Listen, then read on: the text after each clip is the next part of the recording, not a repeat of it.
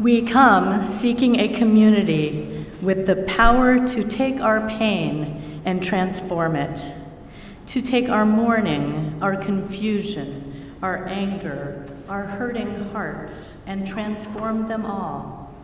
Not erase them, not carry them for us, not make them small or unimportant, but hold them and change them and love them into something new.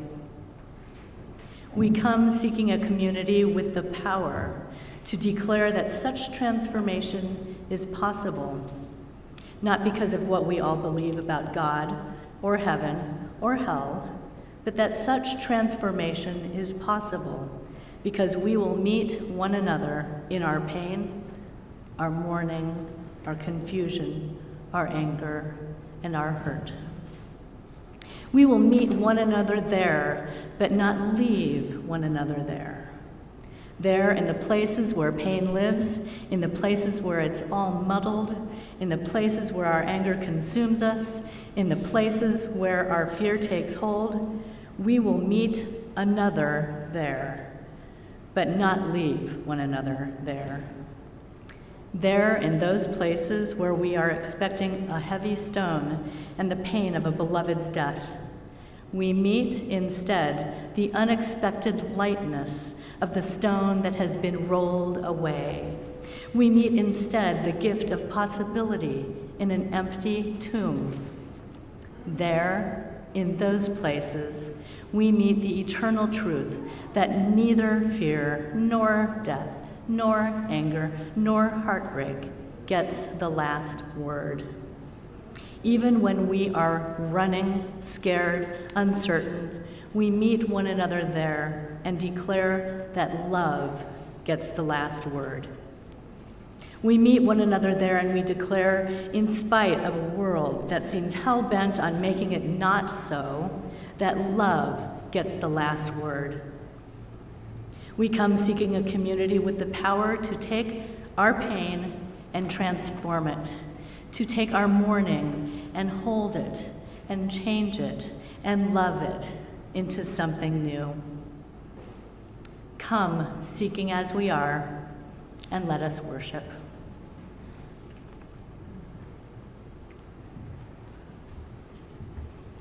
Good morning. Sounds good. Welcome to worship at the Unitarian Universalist Church of Greensboro. My name is Susan Hill, and I'm a member of this congregation. Our minister, the Reverend Sadie Lansdale, is sick this weekend. She's tested negative for COVID, but as she pointed out, there are other ways to be sick other than COVID. So Cindy and I are doing this service together. Unitarian Universalists believe that each person has a trustworthy relationship with the Spirit, with the Holy, with the source of all life, with what some call God, though we name it and know it differently from one another. And we believe that because we are interconnected, no one is free until we all are free. So we strive to build beloved community here on earth in our fellowship with one another and in our work for justice. Whether today is your first or your 1,000th Sunday in our midst, we are stronger because you are here.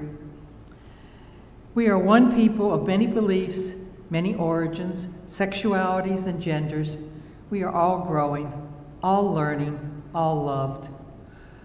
Our ministry team here at UUCG is our minister, the Reverend Sadie Lansdale, Cindy Dillard, our Director of Children and Youth Ministry, Luke Strikeleather, our Experimental Director of Music, and Julie Hamilton, our Congregational Administrator. Should you have your cell phone on during church making noise? No. Should you take your mask off? Unless you're speaking, like Cindy and I are. If you have a joy or sorrow to share in our prayers of the people, you can write it on the yellow card in your order of service. You should have a yellow card. And hold it up during our opening hymn for our ushers to collect. You can also light a candle of remembrance at any time during the music in the service, and the candles are over by the window. If you're online and like to get more connected, you can click the link in the description of this YouTube video and let us know how we can connect with you. If you're in person, you can fill out a pink form at the visitors table, visit our website for our contact form, or simply stick around after worship for our post-worship reflection. If you're joining us online, go ahead and say hello in the chat. If you're joining us in the sanctuary, won't you wave hello to everybody joining us online? Turn around and wave hello. I invite Betsy Lindsay to light our chalice. Please join us in our chalice lighting words found in your order of service. We light this chalice, symbol of our Unitarian Universalist faith, to remind us to connect in spirituality and service, to care for each other and the world, and to create loving community. A covenant contains the promises we make to one another in response to the great gift of living, holding ourselves to these holy aspirations. Will you join me in our church covenant, also found in your order of service? We, the members of the Unitarian Universalist Church of Greensboro, do covenant to promote a search for personal meaning, respecting the individual truth in a community process of quest. Speak and act with caring, courtesy, and love, thereby maintaining emotional, physical, and spiritual safety for all. Support UUCG and denominational efforts with our resources. Combat injustice while promoting equality. Nurture our children on their spiritual journey. Hold ourselves to this covenant, especially during times of conflict and disagreement. Now will you rise and body your spirit for our opening hymn in your gray hymnal, number 61, Lo, the Earth Awakes Again.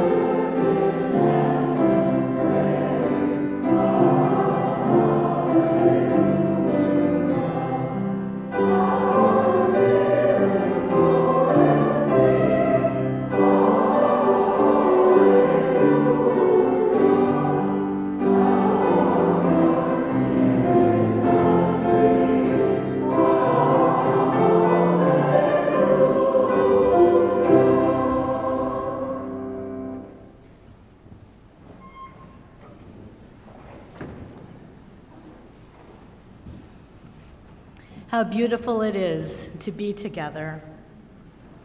We gather in gratitude this morning, turning our hearts to thanks and praise for the gift of living, in the presence of the Spirit that animates all life, and in the knowledge that we are powerfully, profoundly connected to all that is, all that has been, and all that will be. During these few minutes of silence, you can focus on something you're grateful for, or someone you are remembering especially today, or just the sensation of your chair supporting you. Will you find a comfortable place in your seat and take a few easy breaths as we settle into our shared silence together?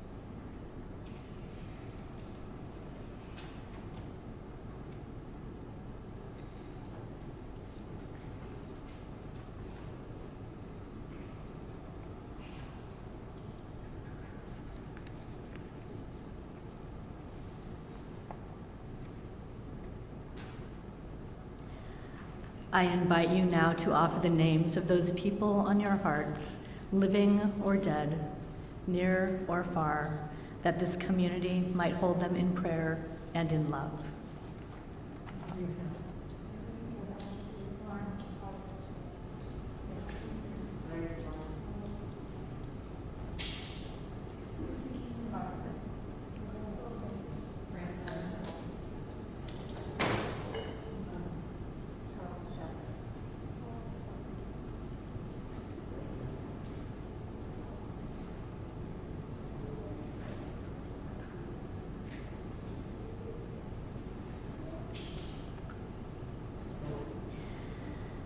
Lauren Hansen would like us to know that Nelda St. George, Marie's mother, who has visited here several times, passed away peacefully on Friday morning. Ann Dickinson would like us to know that she has an artist seller on eBay who draws amazing Lady and the Tramp cards that she buys for her collection. She's sad to report that she lives somewhere in Ukraine and hasn't heard from her for months. She sent her a message via eBay, and she hopes that she and her family are safe.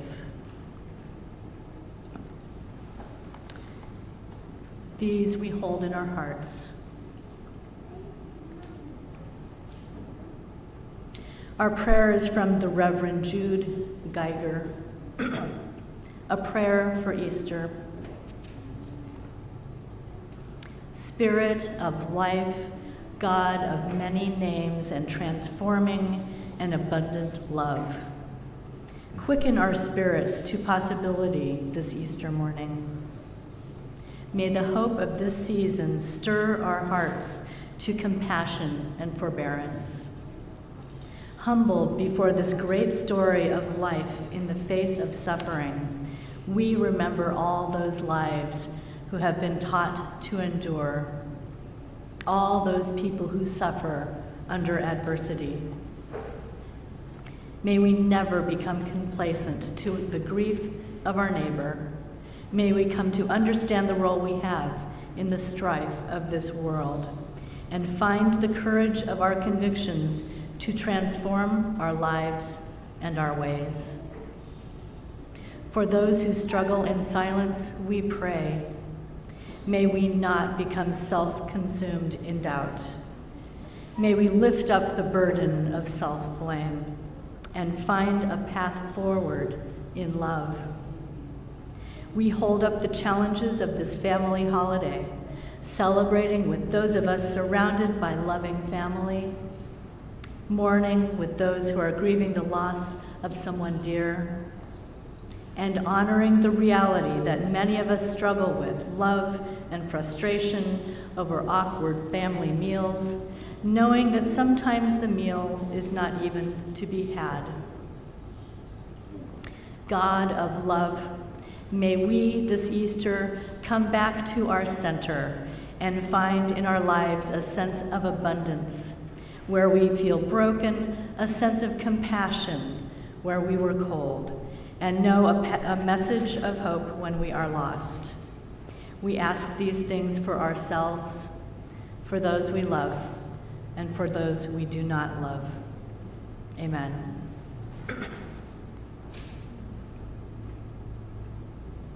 In our singing meditation, we sing the things we often cannot say.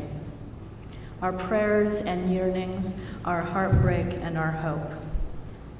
Please stay seated and sing from your heart, from your gray hymnal, number 396, I Know This Rose Will Open.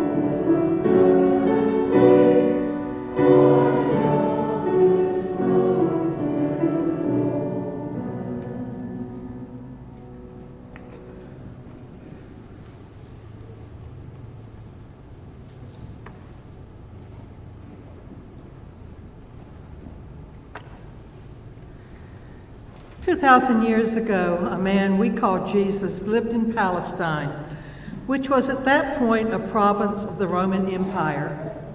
He healed people's sickness, and he taught people how to live well with each other, and he taught them how to pray. It's important to this story to know that Jesus was Jewish. Most, but not all, of the people around him were Jewish too.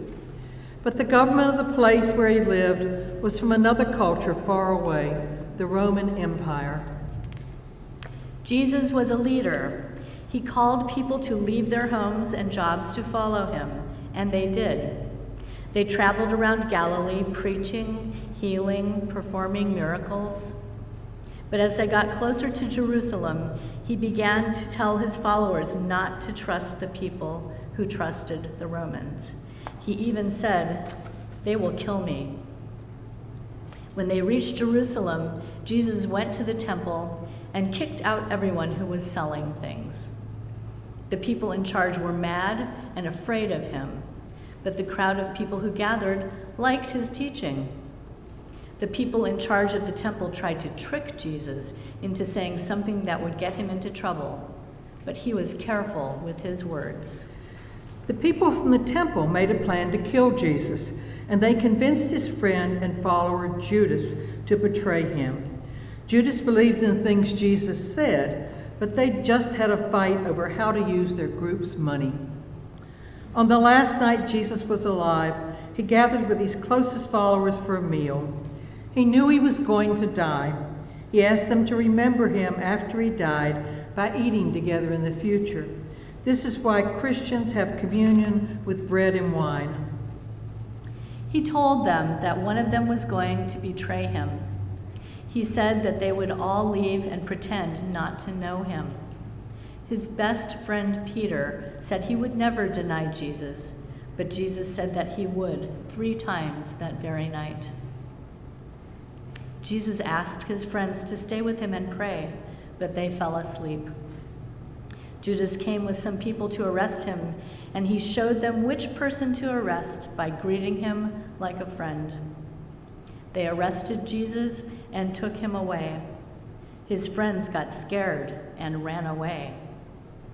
People asked Peter, "Didn't we see you with Jesus?" And Peter said, "No, not me," 3 times, just like Jesus had said.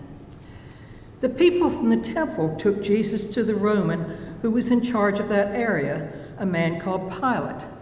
Pilate asked Jesus, "Are you the king of the Jews?" Because that's what the temple people claimed Jesus had said. Jesus said, "That's what you say." The temple people accused Jesus of many more things, but Jesus didn't answer them.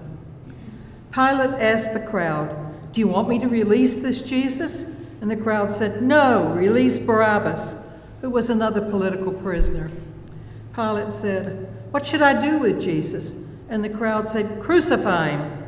Pilate said, "Why?" And the crowd shouted again, "Crucify him." So Pilate released Barabbas and had Jesus beaten and handed him over to be crucified. The soldiers made fun of Jesus and hurt him and called him King of the Jews. They forced another man to carry his heavy wooden cross. When they came to the place, they hung him on a cross between 2 other prisoners who were also on crosses. The people kept making fun of him, saying, "Save yourself. Do a miracle now and we'll believe in you." At noon, the sky turned black for 3 hours. Then at 3 o'clock, Jesus cried out to God, and then he screamed, and then he died. 3 women from his followers were in the crowd when he died. A man named Joseph asked Pilate for Jesus' body. They took his body off the cross, wrapped it in a linen cloth, laid it in a tomb, and rolled a stone in front of the door to protect it. The women saw where Joseph put the body. They left the tomb. The next day was their day of rest, so the day after that they came back with spices to prepare Jesus' body. But when they reached the tomb, the stone was rolled away. The body was gone, and a man inside the tomb told them that Jesus was going back to Galilee. He said to the women, "Why do you look for the living among the dead?" The women were amazed. They remembered his words and went back to their friends and told them what they'd seen, that the tomb was empty and that someone had told them that Jesus was not dead, but no one believed them. And Peter went to the tomb to see for himself what had happened. And when he got there, he saw the strips of cloth lying on the ground, and he went away wondering.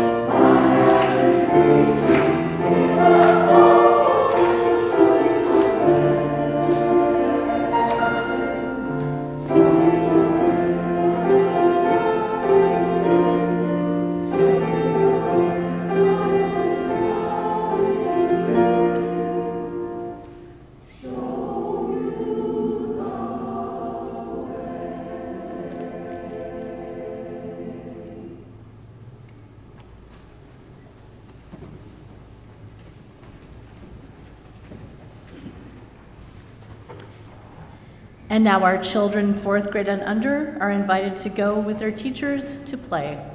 Religious exploration classes will begin at 11:15.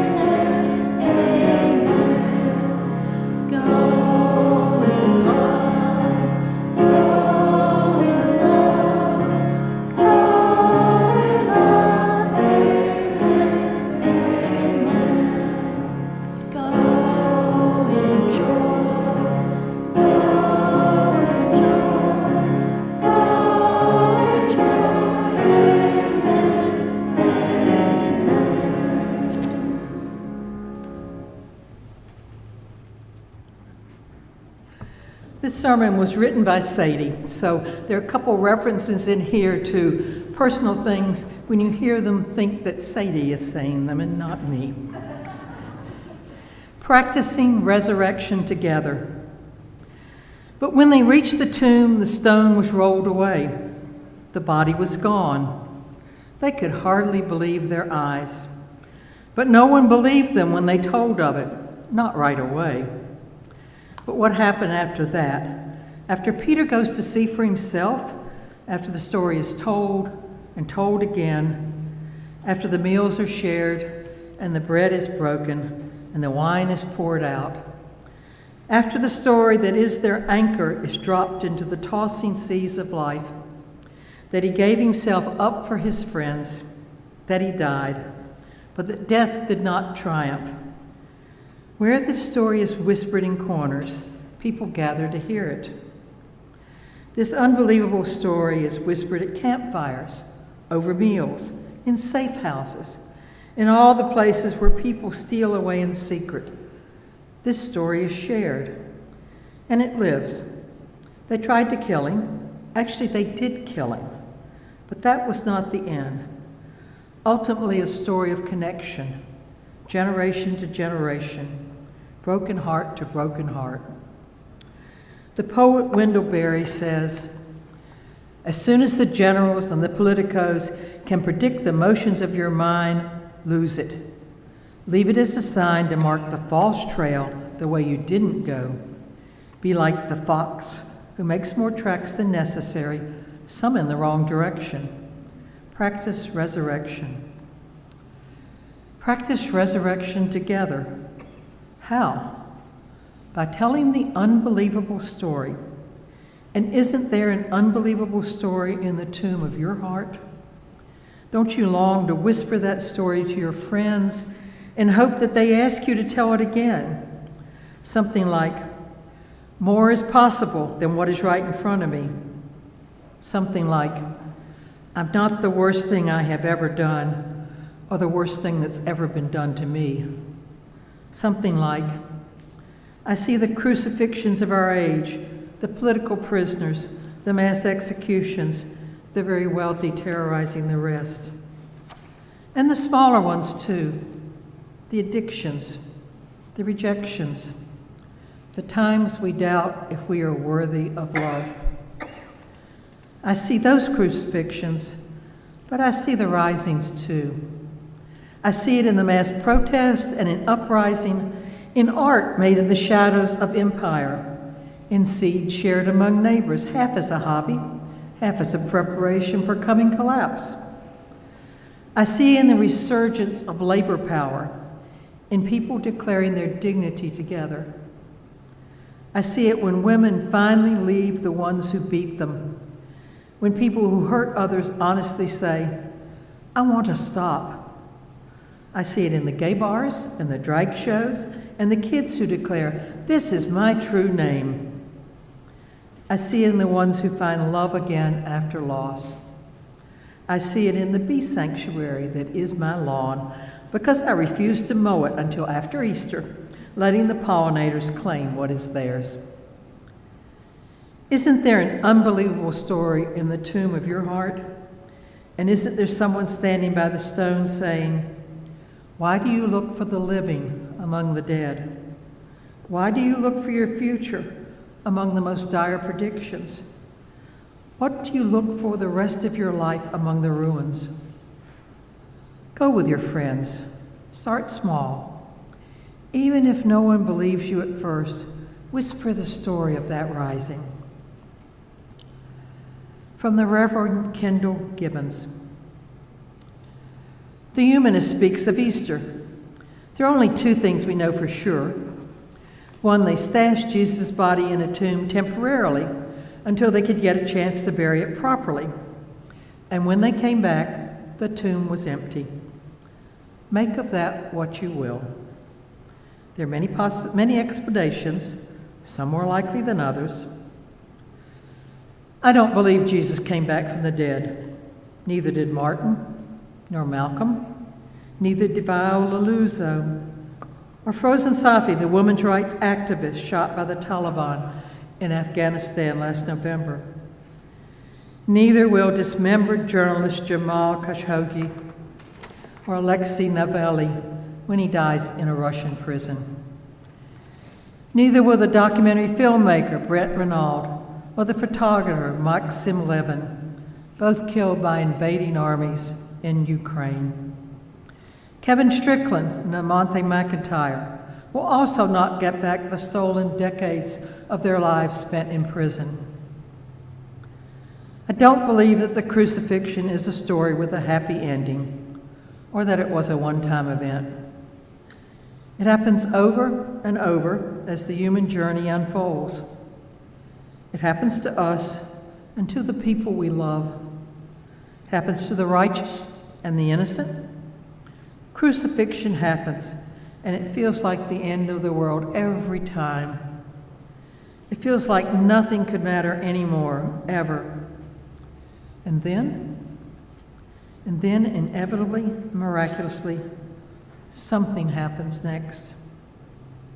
Something happens. Of course it does, because the world hasn't ended yet. It's not always an empty tomb. How trite would that become? Mostly, the beloved bodies lie right there, peacefully decomposing. But something happens, and whether we want it or not, a new chapter begins. Maybe the sun comes up, or the lilies do. Spring rolls around. That happens. Or memories come, or someone needs you. You eat food. That happens. You walk down the road and share a recollection. Life happens, keeps happening. The dead don't rise, but we do. The dead don't rise, but we do. One day it happens. You take a breath, and it doesn't hurt to breathe. You start to see people again, really see them. Hope rises. Community rises. You rise. We rise. Life rises. Not because death isn't real. Crucifixion is not just pretend. But something else is just as real, maybe even more real. Something happens next. That is the other thing we know for sure. Life rises. Outrage rises. Love rises. Faith rises. Tears rise. Hope rises. This I do believe.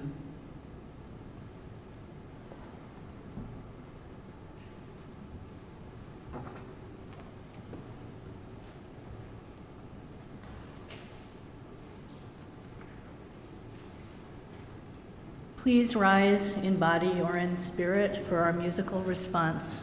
In your great hymnal, number 268, Jesus Christ is risen today. We sing this song as a celebration of the old story about love overcoming death.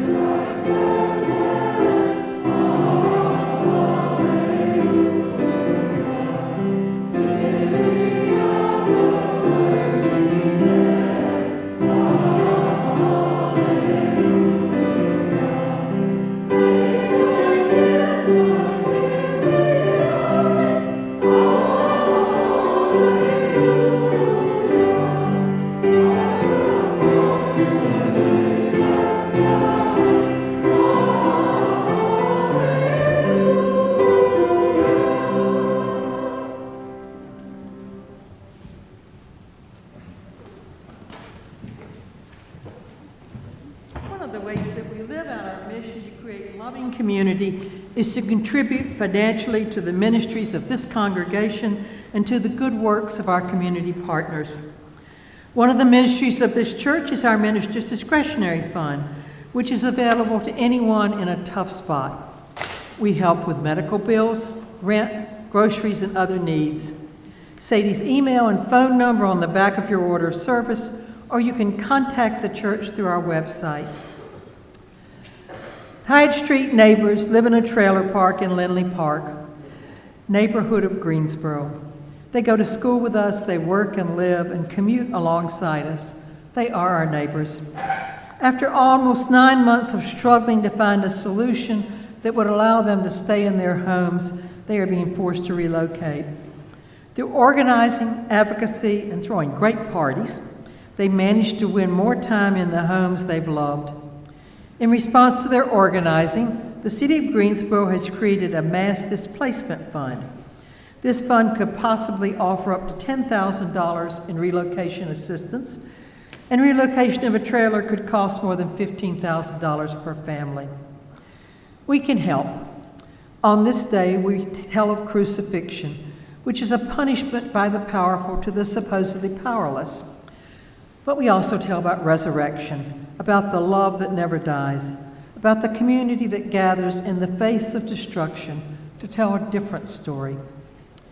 If you'd like to be a part of the Rising, if you'd like to make a contribution for our offering to be split with the Height neighbors, you can do so at the link in the description of this video. You can also mail a check, and ushers will come forward to collect the offering, which will be split with those folks, which will now be gratefully received. We will now sing our offering hymn, From You I Receive. Cindy and I will sing it together the first time, and then we will split, and this side will sing with Cindy, and this time we'll do a round with me.